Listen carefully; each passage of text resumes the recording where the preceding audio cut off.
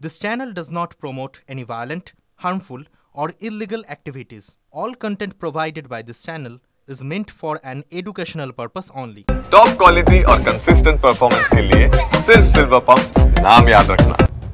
নমস্কার, দেখছেন টিভি9 বাংলা। আপনাদের সঙ্গে রয়েছি আমি তন্নিষ্ঠা। শুরু করছি 11:11। বেশ কিছু গুরুত্বপূর্ণ খবর এবং আপডেট রয়েছে। শুরুতেই যে খবর, মনোজিতের ফোন কল ডিটেইলসে চাঞ্চল্যকর কিছু তথ্য পাওয়া যাচ্ছে। আপনাদেরকে জানিয়ে রাখি, কলেজে গণধর্ষণের পর একাধিক তৃণমূল নেতাকে ফোন করে মনোজিৎ। প্রভাবশালী ছাত্র নেতাকে ফোন করে তার বাড়িতে যেতে চায়। আর ঠিক কি কি কাজ করেছিল তারপর এই মনোজিৎ, জানবো ডিটেইলসে জানবো কি জানা যাচ্ছে ফোন কল সূত্রে। সিজার আমাদের প্রতিনিধি আমাদের সঙ্গে রয়েছেন। সিজার, দেখো, মনোজিতের যে সিডিআর কল রেকর্ড সেটাকে দেখা হয়েছে এবং সেখানে দেখা যাচ্ছে ওই দিন ওই ঘটনার পর অর্থাৎ রাত 10:50 পরে একাধিক তৃণমূল ছাত্র পরিষদ নেতা এবং যুব নেতাকে সে ফোন করে এবং একজনের সঙ্গে দেখা করতেও যাওয়ার চেষ্টা করে এবং সেটা সে জেরাতেও স্বীকার করেছে। কিন্তু সেই ছাত্র নেতা দেখা করার পরেও মনোজিৎ গোটা ঘটনা বললে, যাকে বলা হয় যে মনোজিতের মেন্টর হিসেবে পরিচিত, সেই নেতা কিন্তু মনোজিৎকে কোনো অভয়বাণী দিতে পারেনি এই ঘটনায়। কিন্তু তারপরে যেটা টাওয়ার লোকেশন অনুসারে দেখা যাচ্ছে, হাজরা থেকে হয়ে পার্ন রোড হয়েছে পার্ক সার্কাসের দিকে চলে যায়। এক বন্ধুর গাড়ি করে সে গেছিল, প্রাথমিকভাবে সেটা জানা যাচ্ছে। এবং তারপরেও সে কোথাও একটা আত্মবিশ্বাসী ছিল যে এই গোটা ঘটনা আগেরগুলোর মতোই কোথাও সে চেপে দিতে পারবে এবং তার কোনো ক্ষতি হবে না, তাকে গ্রেফতার করা হবে না। এবং তার সেই কারণেই সে আত্মবিশ্বাসী হয়ে নিজের এলাকাতেই ঘুরে বেড়াচ্ছিল। বেশ, ধন্যবাদ সিজার।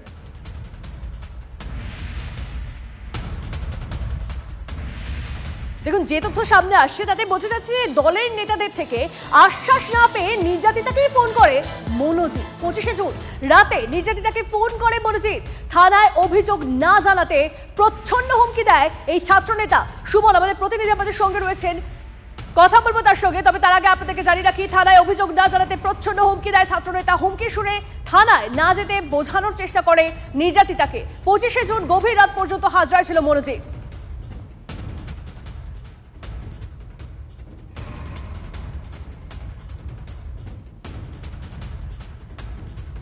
আরেকবার আপনাদেরকে জানিয়ে রাখি, থানায় অভিযোগ না জানানোর জন্য নির্যাতিতাকে ফোন করে মনোজিৎ। হুমকির সুরে তাকে বলে যে যাতে সে কোনো রকম কোনো থানায় অভিযোগ না জানায়। 25শে জুনই রাতে নির্যাতিতাকে ফোন করে মনোজিৎ। হুমকির সুরে থানায় না যেতে বোঝানোর চেষ্টা করে নির্যাতিতাকে। 25শে জুন গভীর রাত পর্যন্ত হাজরায় ছিল মনোজিৎ, এমনটাই সূত্র মারফত জানা যাচ্ছে। এই মনোজিৎ এই কুকীর্তি করার পর তারপর তার ঠিক কি কি অ্যাক্টিভিটিস ছিল সেই সমস্ত বিষয়গুলো ধীরে ধীরে সামনে আসছে। মনোজিতের ফোন কল ডিটেইলসে চাঞ্চল্যকর তথ্য পাওয়া যাচ্ছে। কলেজে গণধর্ষণের পর একাধিক তৃণমূল নেতাকে ফোন করে এই মনোজিৎ। প্রভাবশালী ছাত্র নেতাকে ফোন করে তার বাড়িতে যেতে চায়, কিন্তু রাজি হননি ওই ছাত্রনেতা। ফার্ন রোড এলাকায় দেখা করেন মনোজিতের সঙ্গে, তবে মনোজিৎকে কোনো আশ্বাস দেননি ওই ছাত্রনেতা। দাবি পুলিশ সূত্রে, ফার্ন রোডের পর মনোজিতের টাওয়ার লোকেশন করেয়া হয়ে পার্ক সার্কাসের দিকে চলে যায়। যুবনেতা অভয়বাণী না দিলেও আত্মবিশ্বাসী ছিল মনোজিৎ। সেই কারণেই এলাকা ছেড়ে পালায়নি মনোজিৎ এবং তার দুই সাগরেদ। খবর পুলিশ সূত্রে।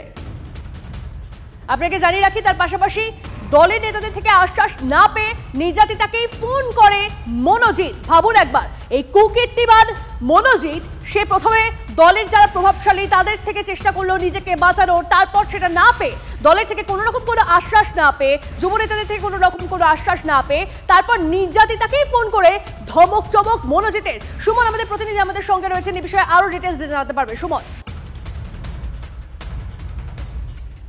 একেবারে তাই। দেখো, সেদিন 25শে জুন রাত্রি 11টার পরে মনোজিৎ মিশ্র কলেজ থেকে বেরোয় এবং তারপর সে কিন্তু নির্যাতিতাকে গভীর রাতে ফোন করে থ্রেট দেয় যে কোনোভাবেই যাতে পুলিশে অভিযোগ না করা হয়। কিছুক্ষণ তাদের মধ্যে কথা হয়, তারপরে কিন্তু একাধিক তৃণমূল নেতাকে ফোন করে মনোজিৎ মিশ্র। এবং যেটা জানা যাচ্ছে, সেদিন গভীর রাত পর্যন্ত হাজরায় মনোজিৎ মিশ্র ছিল, তার টাওয়ার লোকেশন সেটাই ইন্ডিকেট করছে। পাশাপাশি বালিগঞ্জের ফার্ন রোডেও এক তৃণমূল নেতার সঙ্গে সে দেখা করে।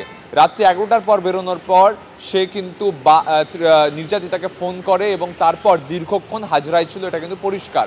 এবং পুলিশ সূত্রে এও জানা যাচ্ছে যে বিগতবারের মতন যখন যেবারগুলো মনোজিৎ পার পেয়ে গেছিল, এবারেও তার বিশ্বাস ছিল যে তৃণমূল নেতাদের হস্তক্ষেপে সে পার পেয়ে যাবে এবং সেজন্যই মূলত নির্যাতিতাকে ফোন করে আত্মবিশ্বাসের সঙ্গে থ্রেট দিয়েছিল মনোজিৎ মিশ্র।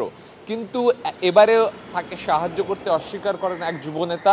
পরবর্তীকালে সে তৃণমূলের আরও উচ্চস্তরের নেতাদের সঙ্গে যোগাযোগ করার চেষ্টা করে, এটা কিন্তু আমরা সূত্র মারফত জানতে পারছি। তন্নিষ্ঠা, বেশ, নজর রাখো সুমন, ধন্যবাদ।